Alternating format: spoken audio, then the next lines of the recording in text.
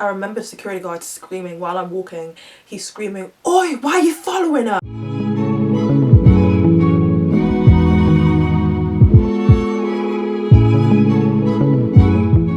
Hi guys, and welcome back to my channel. I'm gonna tell y'all a little story from when I was younger.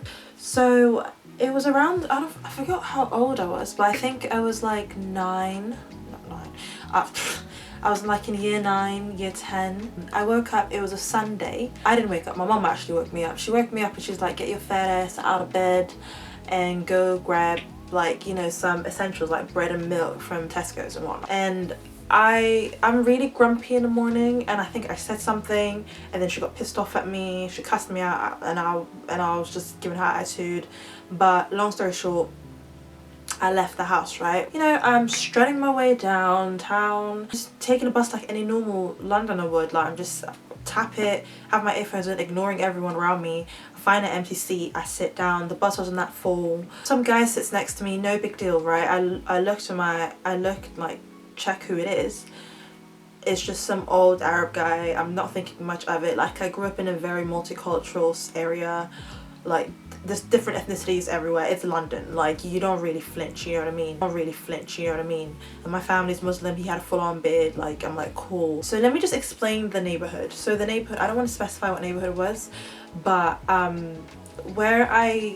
it's like a high street area, and then my high school, it's my high school or secondary school, it's in that same high street. Like, that high street, on one of the sides is where the school is, and then if you just come out of school, that whole road is just full of shops, like, and restaurants, Nando's, whatnot, Tesco's, Argos, everything's there, right? So that's just the route, the same bus I take every day to go to school. Like, is the neighborhood, I'm used to that neighborhood. I get off, I walk my way to Tesco's. This old guy asks me for help for the seasoning. Like, he had really broken English, so automatically, like, I clocked that it was the same guy that was on the bus. But I just thought, like, okay, maybe he just came the same way, and, like, you know, it's one of the biggest Tesco's in the neighborhood. That time I still spoke Arabic. I don't speak that much of it anymore. Oh my god, I'm so sad.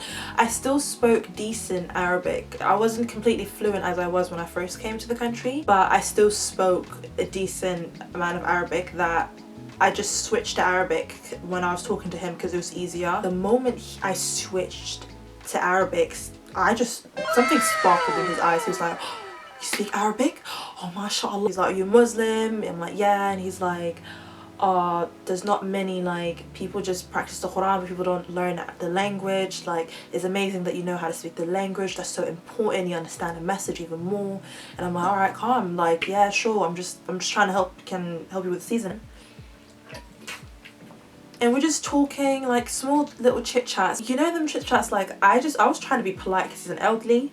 And my mom beat that into me, like, respect your elders, because I don't want them doing no witchcraft on me, you know what I mean? I'm trying to cut the conversation short and, like, escape, but he's not letting me. Like, he keeps asking me more and more questions, and I already gave him the seasoning. I basically tell him, like, oh yeah, I need to go, I have some shopping to do. And then all of a sudden he's like, oh, that's fine, I'll wait for you outside.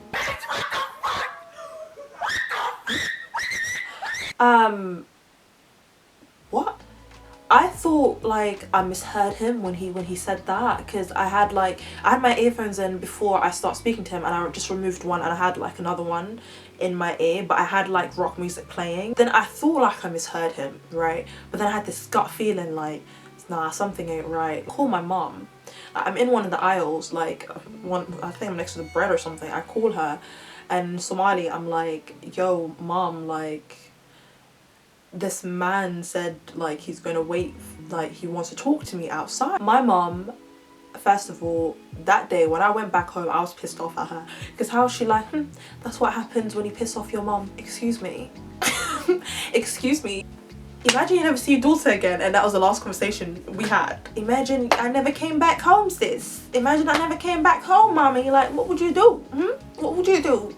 Come aware, sway, like, I'm dead. Go to the self-checkout. In front of the self-checkout, it was like all the window glass that I could see outside, and I could see, like, people walking by and stuff. And I'm literally doing my checkout facing the window, and I just see this guy Like, I just see him standing in a shade, smoking his cigarette, like waiting, and I'm like, for some reason I'm like, nah, this ain't right. I'm scared. Like, this isn't normal. Like, I don't know you, sir. Why are you waiting for me? I don't understand. Finish my self checkout, and then I go to security guard, and I'm like, yeah, I kind of point out the guy, and I'm like, so I think this guy's trying to follow me. I'm not really sure. He said he was gonna wait for me outside, but I don't know him. And then the guy, the security guard, bless his heart, he was like, okay, do you need to go somewhere else? I was like, I need to go Iceland, which is across the road, because I'm sorry, I'm not gonna go home if I haven't finished my groceries, because my mom will actually beat me. Like, she will actually beat me if I forget the stuff that she ordered. So I'm not ready for a beating. Like, literally in my head I'm like, is it either getting kidnapped or you're gonna get beat? Like, both of them are bad. You know. He was like, sorry sis, I can't do nothing unless I see him follow you. And then I'm like, okay, what do I do? And then he was like, listen, I can see Iceland from the mirror. Go to your Iceland and I'll be watching. If I see him follow you, I'll come out. I'll deal with it. And I'm like, okay, cool, at least there's eyes on me. You know, like, at least, like, if you try to stab, like, security guard is my main witness. So I speed walk. Like, I'm trying not to run, because, like, this is kind of it's not kind of like my neighborhood. I start walking down the road, whatnot. I just see Iceland. I'm not looking left, right, center, square, whatnot. I'm not looking nowhere. I'm just looking straight to Iceland. I remember security guard screaming while I'm walking. He's screaming, "Oi, why are you following her?"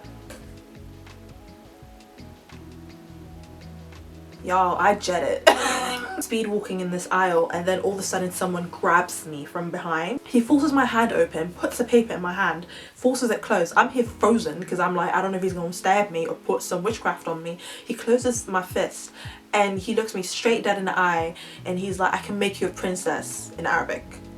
My man said, I can make you a princess. What did I not straight away think he's trying to make me an ISIS bride? Like, I was like, hold up, sir. Like, he's trying to take me into the cult. He's trying to traffic me. Before he could say anything else, the Tesco security guard and the Iceland security guard grab him off me and drag him away. I grab my stuff and I continue my shopping, because again, I'm not trying to get beat. But based what he forced into my hand, he gave me a paper, and that paper had his Skype number on it. Who uses Skype? Now when I think, like, now it's funny, right? When I was living through it, I was freaked the fuck out. But now when I think about it, it's like, my man said he'll make me a princess and he gave me his Skype number. If you can't, why you give me your Skype number? Give me your phone number, sir. Can you not do you not afford a phone? I don't understand. Like, do you not have FaceTime? I don't understand. If you gonna make me a princess, I want some diamonds, right? But then I'm assuming because he just got Skyped, and that just, like, I was like, that's ISIS. I don't know why. I was like, that's ISIS. They're not trying to get tracked down, you know what I mean? It has to be ISIS. I get home and I walk into the living room, and my mom and my aunt is just there gossiping. Tell my mom the story. My mom bust out laughing. Excuse me, are you not concerned for my safety? Like, mama, do you not understand? Your daughter almost got kidnapped. Like, I almost got taken. I almost got yeet away. Like, do you not understand? I'm just there like, why are you laughing? It's not funny. And she's like, you're alive, you're breathing. She was still pissed off at me from the morning, and I'm like, mom, like, get over that. That's the end of the video. If you did like it, please do comment and subscribe, give it a thumbs up, share it. You know, I'm trying to build my subscribers, but it's not working. I don't think YouTube's for me. But yeah, I hope you guys enjoyed the video, and please do check out my other videos. And if you have any suggestions for videos, comment below, and do follow me on all my socials. That would be nice too.